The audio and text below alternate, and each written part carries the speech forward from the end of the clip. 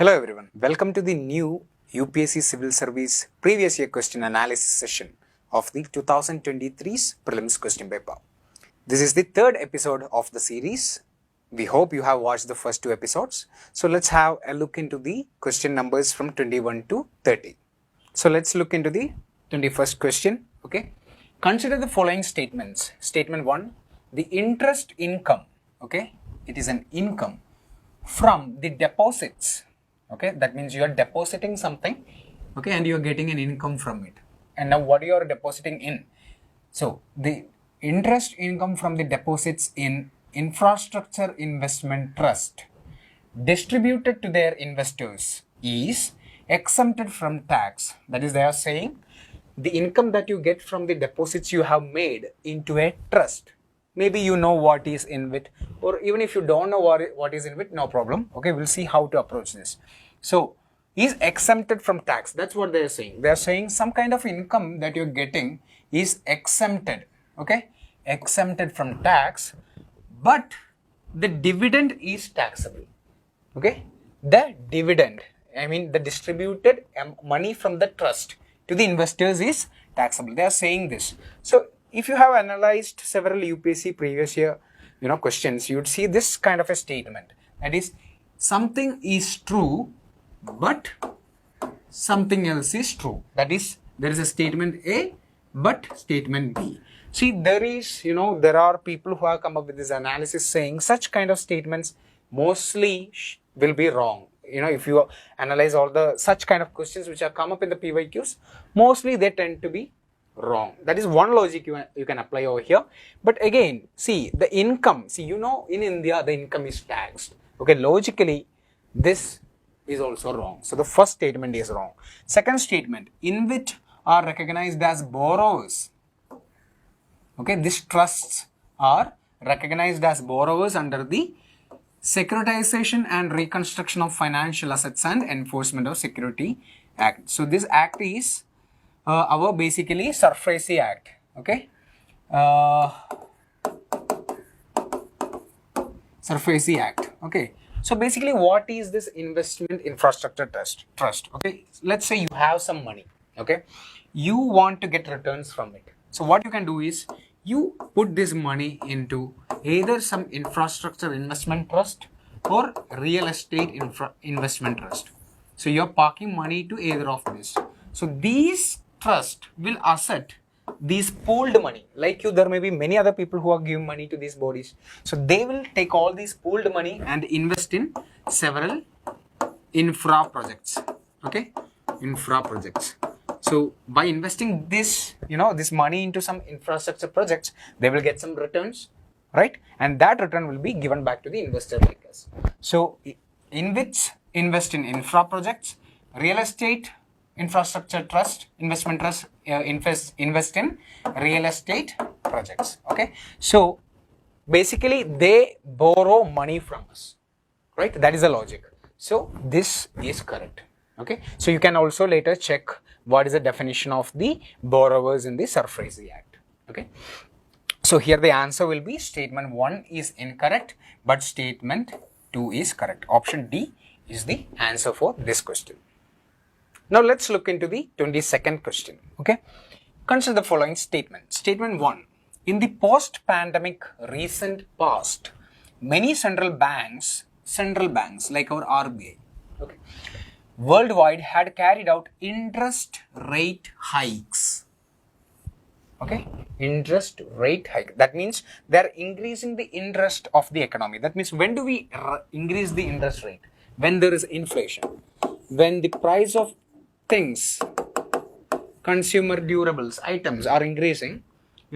What can government do? What can central banks do? They can increase the interest rate as a part of their monetary policy, right? Through repo operations, reverse repo operations, etc.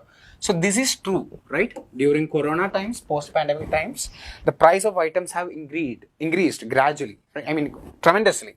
Okay, so in order to control that, Reserve Bank of India and other many central banks, what they did, they increased the interest rate so that what? The money supply in the economy is reduced. So increasing interest rate reduces money supply. Reducing interest rate increases money supply. That is a basic economic concept. So first statement is correct. So second statement, central banks generally assume that they have the ability to counteract the rising consumer prices via monetary policy measures. Yes, as I told you, this is a monetary policy measure. So both is correct. This is the explanation for the first statement. So option A will be correct. Both statement 1 and statement 2 are correct, and statement 2 is the correct explanation for statement 1. So you should also read about the future. You can expect questions about other monetary policy measures. What are the measures within India? What are the monetary policy stance, like accommodative policy stance, calibrated tightening, neutral, etc. So all these kind of questions could be asked. Let's move on to the next question. The 23rd question is, let's read it. Consider the following statement. Statement 1. Carbon markets are likely to be one of the most widespread tools in the fight against climate change. Yes, we know that, right? After the global warming has come up, I mean, when the global warming was rising, now throughout the world, the governments wanted the private companies, these industries, corporations, they're releasing too much of carbon dioxide emissions. They are having great ecological footprint, right? So in order to reduce that, what this mechanism has come up, which is known as carbon market. Okay, so let's say 1 billion ton is the maximum. This is like an example. 1 billion ton of carbon dioxide is what you can emit.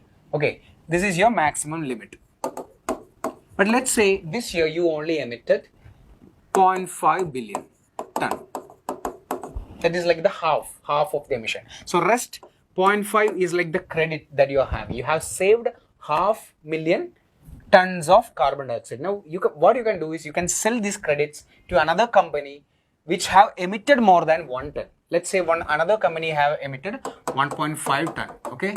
But their limit was only 1 ton, right? So they can purchase this 0.5 ton certificate from this company, which have not emitted that much. So this is like a trading mechanism, in order to fight the climate change. So first statement is correct. Second statement, carbon markets transfer resources from the private sector to the state. So this statement is a disputed one, okay? There are many people who says yes, this is correct, and there are many, people who are saying this statement is wrong, okay? Rather, there is no real transfer of resources to the state, but it's within these players. So we'll have to wait for the official UPSC key for it. But we are going with the option C over here, which is there is no actual transfer of resources to the states from the market. Okay, so our answer is C in this question, but we will have to wait for the official UPSC key. Let's move on to the next question. Now let's read the 24th question. Which of the following activities of the RBI is considered to be part of sterilization?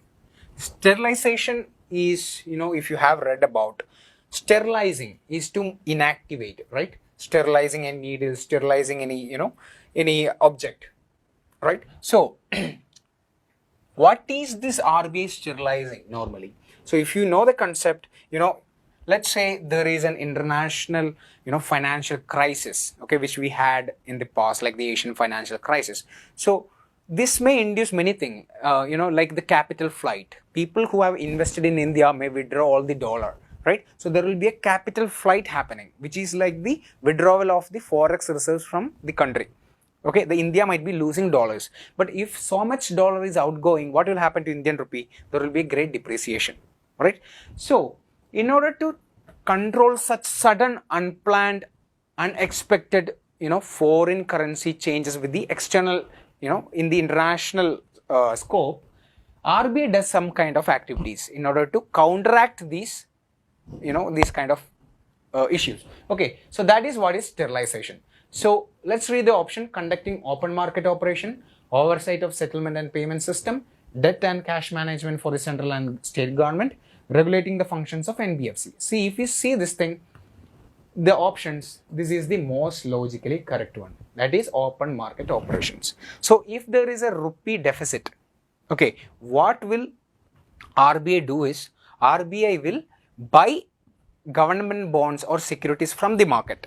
Okay, buying the bonds releases rupee into the economy, which will counteract that. Initially there was less rupee. Now RBI is releasing rupee by purchase of these securities. So it is a sterilization, right? Now let's say the rupee is overflowing in the market. Okay, now RBI want to reduce it or rather sterilize it. What can RBI do? RBI can sell the government securities. When RBI releases government securities, it intakes the exceeding rupee. So this is how the sterilization mechanism works. So conducting open market operations is the right answer over here. Overnight of settlement and payment system, yes, but it's not sterilization. It is related to the banking activities. Okay, so all these options are wrong. Option A is the correct answer. Now let's look into the next question. Let's read 25th question. Consider the following markets: government bond market, call money market, treasury bill market, stock market. How many of the above are included in capital market? Okay, they're asking capital market and not stock market or stock exchange or something related to stocks. Okay, so capital market. See, let's see these options. Okay, see, government bond market. You know what is the difference between government bond and treasury bill? Government treasury bills are short term,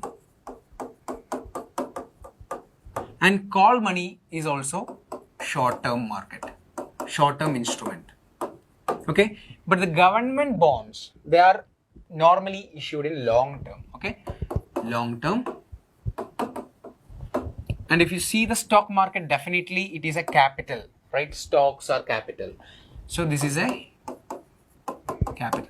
So see, normally this short term high liquidity things, they are in the money market and not in the capital market. That means there are two types of markets. Okay, which is capital and money market. So option 2 and 3 comes in money market, and option 1 and 4 comes in the capital market. So option here, the correct answer is option B, which is only 2 pairs. Let's move on to the next question. Let's read the 26th question.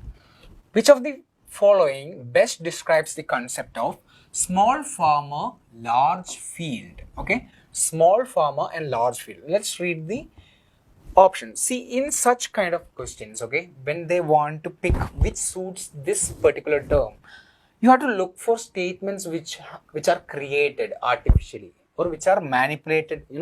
Some statements, if you read, you feel like this statement is being created for the sake of an option. Okay, that's one thing you have to watch for. Anyway, let's look at it. The first statement is resettlement of a large number of people uprooted from their countries due to war by giving them a large cultivable land which they cultivate collectively and share the produce. We have not heard of anything like that, correct? So this is wrong. Okay, many marginal farmers, okay, they are not large farmers but marginal farmers in an area, organize themselves into groups and synchronize and harmonize selected agricultural operations. There is no extremity in the second statement. Okay, but if you see the first statement, see, you are giving them, cultivating collectively, they are giving, after a war, you are particularly giving to a large group of people a land. So this seems a little extreme to me. Second statement seems to be possible. Okay, third statement, many marginal farmers in an area together make a contract with a corporate body, okay, and surrender their land, extreme, their land to the corporate body. See, surrender is an extreme word for me, especially related to farmers. Okay, to the corporate body for a fixed term for which the corporate body makes a payment of agreed amount to the farmer. See, this is a long cooked up statement. This is wrong. A company extends loan, technical knowledge. So they are giving loans, technical knowledge, material inputs to a number of small farmers in an area so that they produce the agricultural commodity required by the company for its manufacturing process and commercial production. Seems to be cooked, right? So we should go with a more sustainable option, I would call it, or more feasible, what you can see here, right? Like the cooperatives which you are saying. So option B is the right answer for this question. Let's move on to the next question. Let's have a read of the 27th question. Consider the following statements. The government of India provides MSP for Niger seeds. Okay, seeds. Basically, you know that MSP is given for oil seeds. And the oil seeds that we know are mustard, groundnut, right? Niger is cultivated as a kharif crop. So this news was in news. I mean, this particular, oil seed was in news recently. Okay. So what you need to know is Niger is a kharif crop. It's an oil seed. And in fact, it is used by the tribal people in India, okay, for their cooking uses. Okay. Now, the share of, the area that was there for the, production of Niger is been declining. So that's why this was in news. So here, yes, we know that MSP, right? MSP is also for Kharif, Rabi, and the, this includes oil seeds also, right? Like the mustard, groundnut, etc. So Niger, this statement is correct. They are getting MSP. Second statement is also correct. It's a Kharif crop. And third statement is also correct. So the answer is C in this question. All three statements are correct. Let's move on to the next. Let's read 28th. Consider the investment in the following assets: brand recognition, inventory, intellectual property, mailing list of clients. How many of the above are considered intangible investment? So this word intangible, that means you cannot hold it, right? The other place where we have encountered this statement, this word, is the UNESCO's intangible cultural heritages, right? Like our, Navruz, Kumbh Mela, Mudietu, right? All these, there are around 13, 14 in UNESCO intangible heritages, which you cannot hold, right? So that's the meaning of intangible. Now, if you look at it, brand recognition, it's not something solid. It exists in papers, or it's an invisible item. But inventory, it's a visible item, right? So logically, inventory is wrong. Intellectual property, you cannot see it. It's an invisible item. So this is also logically correct. Mailing list of clients, yes, it's an asset. I mean, it's an intangible asset. So let's say Tata Group, when the day it was established till now, they have served many customers, many clients, and that list of clients took years to build up. So it's an investment. It's an intangible asset of it, like its brand itself. So this is also correct. So here only the inventory seems to be a tangible asset, or tangible means which can be moved. Tangible means which can be moved, changed, flexible, etc. So all the other three seems to be intangible. So the answer is only 3. Answer C is the answer. Now let's read the 29th question. Okay, consider the following: demographic performance, forest and ecology, governance reform, stable government, tax and fiscal effect. For the horizontal tax devolution, the 15th Finance Commission used how many of the above as criteria other than population area and income distance? See, this question is asking about, there is this mechanism by which the finance commissions make a formula in order to govern how much money should be given to the states from the central government, okay, from the divisible pool of taxes. So there should be a formula to give it, right? So the finance commissions which are set up, right? So they come up with this formula, which is known as the terms of reference, okay? And they have some indicators, okay? And based on the performance of every state in these indicators, the money is given, right? So the 15th Finance Commission brought in some changes. They made some changes which is different from the 14th Finance Commission's terms of reference. So if you see this, demographic performance, forest and ecology, yes, this is correct, okay? Because the demographic performance, if you see the southern states, they performed much better when it comes to the demographic, because they have reduced the total fertility rate, right? The TFR of southern states is much less. In fact, they have reached the replacement level of 2.1. right? States like Kerala, Tamil Nadu have reached almost 2.1, which is the replacement level. So such states should be rewarded more, right? So that's why demographic performance was included. Next is forest and ecology. Yes. Governance reforms, it is wrong because it's not a quantifiable data, right? How can you say which reforms is good, which is not? Correct. And that too, you will have to, give various value for every stage, and that becomes a difficult task. So logically, this is wrong. Stable government, that is also logically wrong, because how can you quantify, how can you say that if Kerala is more stable, you can give more money to Kerala, right?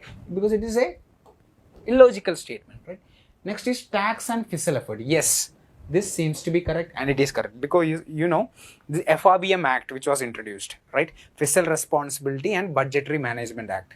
So the act says states have a responsibility to reduce the fiscal deficit to 3% of the GDP, right? So by that sense, this should be logically correct. So answer is 1, 2 and the fifth one, which is only 3 pair, and option B is the correct answer in this question. The last question in this episode is 30th. Consider the following infrastructure sectors: affordable housing, mass rapid transport, healthcare, renewable energy. Okay. On how many of the above does UNOPS Sustainable Investment in Infrastructure and Innovation S3I initiative focus for its investment? Okay. Now see this. I'm sure most of the people who attempted this question doesn't know about it. What is this UNOPS and what is this S3I? But UPSC is giving you the answer. See, 3. That means what? Out of this, only 3 will be correct. By that answer, option only 3. This is the answer. This is one of the easiest logical question. You should not panic in such questions because you have to always think. UPSC gives you the answer in the question itself. Okay, so here if you read the options also, see, affordable housing, it is something regarding the SDG goals, right? Mass rapid transport, it's not a sustainable thing, right? Rapid transport, okay, yes, but it's not a sustainable or a smart city. I mean, it's not like a very needed thing, right? But healthcare, renewable energy, housing, this seems to be very much of the pillars of human development, correct? So that is why 1, 3 and 4 is the answer. This is wrong, and that's why option C is the answer. Okay, so I hope you understood whatever we discussed. We will meet in the next episode. Thank you. Amrita IAS Academy.